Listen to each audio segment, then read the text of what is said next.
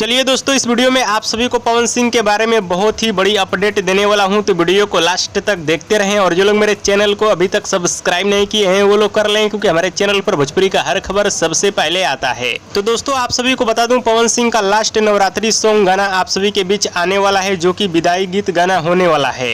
पिछले साल पवन सिंह के फैंस लोग बहुत ज़्यादा डिमांड कर रहे थे कि पवन सिंह का विदाई गीत गाना आना चाहिए, लेकिन किसी कारणवश पवन सिंह का पिछले साल विदाई गीत गाना नहीं आ पाया, और वही वाला गाना इस साल आप सभी के बीच आने वाला है। और बात की जाए पवन सिंह का विदाई गीत गाना कब आएगा, तो दोस्तों आप सभी को बता दूं, 2 डेट बताया गया है। 30 तारीख को शाम में, नहीं तो 1 तारीख को सुबह में गाने को रिलीज किया जाएगा।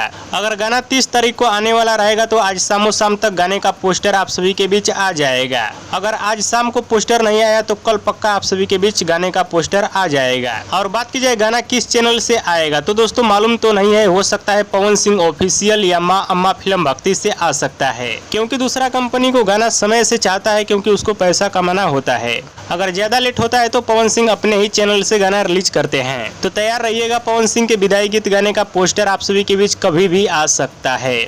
हाँ, कुछ भाई लोगों का कमेंट आ रहा है कि भाई वीडियो बनाइए, वोट भी करना है। तो दोस्तों आप सभी को बता दूं, वोट वाला सिस्टम इस अवार्ड शो में नहीं है। वोट या व्यूज के हिसाब से अवार्ड दिया जाएगा, तो पवन सिंह को ही अवार्ड मिलेगा।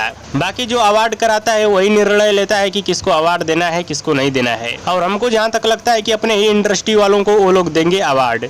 और दोस्तों वीडियो पसंद आया तो ज़्यादा लाइक करें, कमेंट करें, शेयर करें, सब्सक्राइब करें। धन्यवाद दोस्तों।